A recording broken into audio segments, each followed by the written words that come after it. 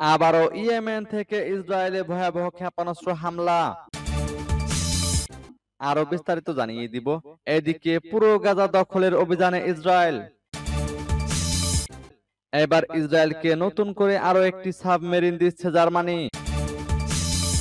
এদিকে পারমাণবিক অস্ত্রের মহড়া চালাবে রাশিয়া ও বেলারুশ। আরো জানিয়ে দিব, এবার ইউক্রেনের একাধিক ক্ষেপণাস্ত্র কেন্দ্রে হামলার দাবি রাশিয়ার। এদিকে গাজায় ইসরায়েলি হামলায় একদিনে নিহত আরো অন্তত 100 জন ফিলিস্তিনি। এবার উত্তর কোরিয়ার সর্বোচ্চ নেতার সঙ্গে ফোন আলাপ পুতিনের। এবং সর্বশেষে জানিয়ে দিব, এদিকে ভারতকে শাহবাজ শরীফের করা হুঁশিয়ারি। শুনছিলেন সংবাদ শিরোনাম, এখন বিস্তারিত। তবে তার আগে অনুরোধ থাকবে, এই ভিডিওতে একটি লাইক দিন এবং কমেন্টস করে জানিয়ে দিন আপনি কোন জেলা থেকে বা কোথায় থেকে আমাদের সাথে যুক্ত রয়েছেন। এবং সংবাদের সর্বশেষ গুরুত্বপূর্ণ আপডেট পেতে চ্যানেলটি সাবস্ক্রাইব করে আমাদের সঙ্গে থাকুন। আবারও ইয়েমেন থেকে ইসরায়েলে ভয়াবহ ক্ষেপণাস্ত্র হামলা। ইয়েমেন থেকে ইসরায়েলে ভয়াবহ ক্ষেপণাস্ত্র হামলা চালানো হয়েছে। তবে ইসরায়েলি সামরিক বাহিনীর দাবি, তারা ইয়েমেন থেকে ছোড়া একটি ক্ষেপণাস্ত্র প্রতিহত করেছে। এপির প্রতিবেদন অনুযায়ী বৃহস্পতিবার ইসরায়েলি সেনাবাহিনী মেসেজিং প্ল্যাটফর্ম টেলিগ্রামে জানায়, কিছুক্ষণ আগে ইয়েমেন থেকে ক্ষেপণাস্ত্র ছোড়া হয়েছে। একটি ক্ষেপণাস্ত্র প্রতিহত করেছে ইসরায়েলি বিমান বাহিনী। গাজায় ইসরায়েলের আগ্রাসন শুরুর পর থেকে বিভিন্ন সময় ইসরায়েলে ক্ষেপণাস্ত্র এবং ড্রোন হামলা চালিয়ে আসছে ইয়েমেনের হুতি বিদ্রোহীরা। ফিলিস্তিনের স্বাধীনতাকামী সশস্ত্র গোষ্ঠী হামাস এবং ফিলিস্তিনিদের প্রতি সংহতি প্রকাশ করে এসব হামলা চালানো হয়েছে বলে জানিয়েছে ইরান সমর্থিত গোষ্ঠীটি। এর আগে গতকাল ইসরায়েলের গুরুত্বপূর্ণ 4টি স্থাপনায় ভয়াবহ হামলা চালানোর কথা জানায় হুতি বিদ্রোহীরা। এক বিবৃতিতে হুতি জানায়, তারা হাইফা, নেগেব, উম্মে আল রাশরাশ এবং বীরশেবাতে ইসরায়েলের গুরুত্বপূর্ণ স্থাপনা লক্ষ্য করে 4টি ড্রোন হামলা চালিয়েছে। এদিকে পুরো গাজা দখলের অভিযানে ইসরায়েল। ফিলিস্তিনের স্বাধীনতাকামী সংগঠন হামাস নিয়ন্ত্রিত গাজা পুরোপুরি দখলে অভিযান শুরু করেছে ইসরায়েলি বাহিনী। জার্মান সংবাদ মাধ্যম ডয়েচে ভেলের প্রতিবেদনে বলা হয়েছে, ইসরায়েলি প্রতিরক্ষা বাহিনীর প্রধান এয়াল জামির বুধবার দেশটির প্রধানমন্ত্রী বেনিয়ামিন নেতানিয়াহুর গাজা উপত্যকায় বড় ধরনের স্থল অভিযানের পরিকল্পনার বিরোধিতা প্রত্যাহার করে নিয়েছেন।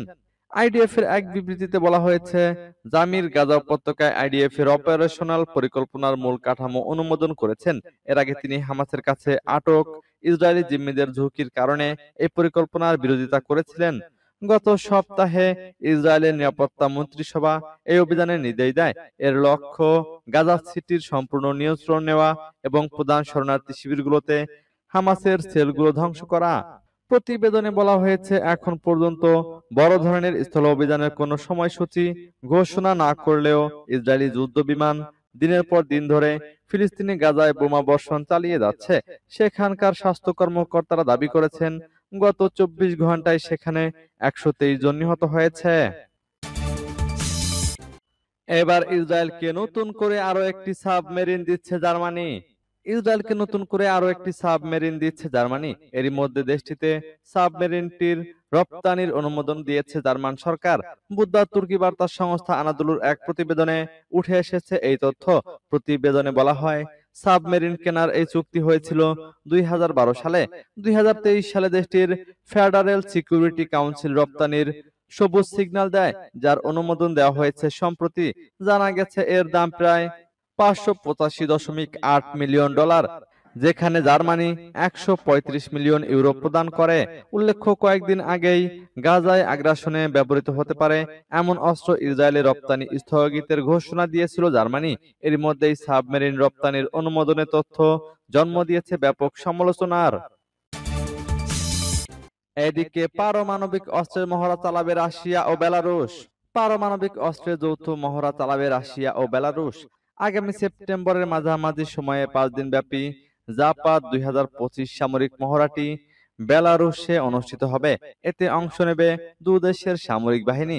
বুধবার বিষয়টি নিশ্চিত করেছে বেলারুশের প্রতিরক্ষা মন্ত্রণালয়। এক প্রতিবেদনে এমনটা জানিয়েছে গণমাধ্যম ইকোনমিক টাইমস। মহড়ায় বহুল আলোচিত ও নবনির্মিত রুশ ক্ষেপণাস্ত্র ওরেশনিকের সক্ষমতা যাচাই করা হবে। মাঝারি পাল্লার হাইপারসনিক মিসাইলটি শব্দের চেয়ে 10 গুণ বেশি গতিতে ছুটতে পারে, যা 6টি ওয়ারহেড সহ পারমাণবিক অস্ত্র বহনেও সক্ষম। বিনা বাধায় অতিক্রম করতে পারে 3000 কিলোমিটার পর্যন্ত। বিশ্বের আর কোনো দেশের কাছে এমন ক্ষেপণাস্ত্র নেই বলে দাবি মস্কোর। গত নভেম্বরে ইউক্রেনে প্রথমবারের মতো ব্যবহার করা হয় মিসাইলটি। চলতি বছরের শেষ নাগাদ বেলারুশে ওরেশনিক ক্ষেপণাস্ত্র মোতায়েনের কথা রয়েছে রাশিয়ার। এবার ইউক্রেনে একাধিক ক্ষেপণাস্ত্র কেন্দ্রে হামলার দাবি রাশিয়ার। ইউক্রেনের পূর্বাঞ্চলের গ্রাম দখলে নেওয়ার পর এবার দেশটির ক্ষেপণাস্ত্র কেন্দ্রে হামলার দাবি করেছে রাশিয়া। বৃহস্পতিবার দেশটির প্রতিরক্ষা মন্ত্রণালয় জানিয়েছে, জুলাই মাসে ইউক্রেনের একাধিক ক্ষেপণাস্ত্র কারখানা, অস্ত্র, নকশা ব্যুরো ও রকেট জ্বালানি উৎপাদন কেন্দ্র লক্ষ্য করে ক্ষেপণাস্ত্র ও ড্রোন হামলা চালিয়েছে তাদের বাহিনী। মন্ত্রণালয়ের বিবৃতিতে বলা হয়, রুশ ফেডারেশনের গভীরে হামলা চালানোর উদ্দেশ্যে ক্ষেপণাস্ত্র উৎপাদন কার্যক্রম সংগঠিত করার জন্য কিয়েভ এবং তার পশ্চিমা মিত্রদের প্রচেষ্টা ব্যর্থ করে দেওয়া হয়েছে। বিবৃতিতে আরো জানানো হয়, পশ্চিমা তৈরি একাধিক ক্ষেপণাস্ত্র প্রতিরক্ষা ব্যবস্থা মোতায়েন ছিল এই কারখানাগুলোই রক্ষায়, যার মধ্যে ধ্বংস করা হয়েছে দিনিপ্রপেট্রোভস্ক ও সুমি অঞ্চলে থাকা প্যাট্রিয়ট লঞ্চার এবং ফায়ার কন্ট্রোল রাডার। এর আগে ইউক্রেনের পূর্বাঞ্চলে 2টি গ্রাম দখলে নেওয়ার দাবি করেছে রাশিয়া। রুশ সেনাবাহিনী বুধবার জানিয়েছে, তারা ইউক্রেনের পূর্বাঞ্চলে অবস্থিত দোপ্রোপিলিয়াস শহরের কাছে 2টি গ্রাম দখল করেছে। এক সময়ের কয়লা খনির শহর দোপ্রোপিলিয়া বর্তমানে কিয়েভের নিয়ন্ত্রণে রয়েছে।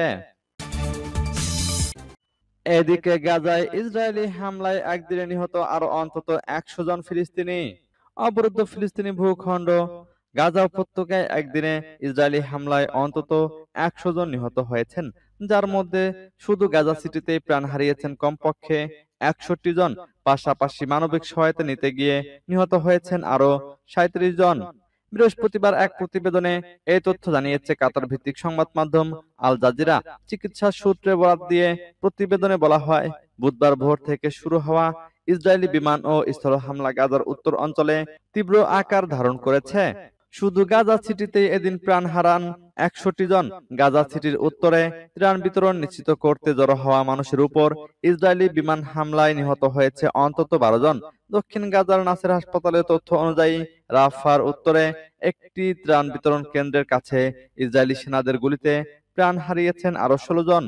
এছাড়া গাজার জরুরি ও অ্যাম্বুলেন্স সেবার হিসাবে উত্তর অঞ্চলে ত্রাণের অপেক্ষায় থাকা জনতার উপর গুলিতে নিহত হয়েছেন অন্তত 14 জন এবং আহত হয়েছেন 113 জন। সব মিলিয়ে খাদ্যের সন্ধানে থাকা 37 জন বুধবারই নিহত হয়েছেন। এবার উত্তর কোরিয়ার সর্বোচ্চ নেতার সঙ্গে ফোনালাপ পুতিনের। রুশ প্রেসিডেন্ট ভ্লাদিমির পুতিন শুক্রবার মার্কিন প্রেসিডেন্টের সঙ্গে বৈঠকের আগে উত্তর কোরিয়ার নেতা কিম জং উনের সঙ্গে নিজের বন্ধুত্ব পুনর্ব্যক্ত করেছেন। মঙ্গলবার পুতিন ও কিমের মধ্যে কথা হয়, যেখানে রুশ নেতা ইউক্রেনের বিরুদ্ধে যুদ্ধে তার দেশকে সামরিক সহায়তা দেওয়ার জন্য পিয়ংইয়ংকে প্রশংসা করেন। এই সপ্তাহে রাশিয়া ইউক্রেনে নতুন সামরিক অগ্রগতি অর্জন করেছে। পূর্বাঞ্চলীয় দোপ্রোপিলিয়াস শহরের কাছে হঠাৎ আক্রমণ চালিয়ে অল্প সময়ের মধ্যে 10 কিলোমিটার পর্যন্ত অগ্রসর হয়েছে। ক্রেমলিনের এক বিবৃতিতে বলা হয়, কিম ও পুতিন বন্ধুত্বপূর্ণ সম্পর্ক, সুসম্পর্ক ও সহযোগিতা আরো বিকাশে অঙ্গীকার পুনর্ব্যক্ত করেছেন। পুতিন কিমকে আলাস্কায় সম্মেলনের প্রস্তুতি সম্পর্কে অবহিত করেছেন এবং যুক্তরাষ্ট্রের প্রেসিডেন্ট ডোনাল্ড ট্রাম্পের সঙ্গে আসন্ন বৈঠকের প্রসঙ্গেও তথ্য শেয়ার করেছেন বলে ক্রেমলিন জানিয়েছে। তবে উত্তর কোরিয়ার সরকারি বিবৃতিতে এর কোনো উল্লেখ ছিল না।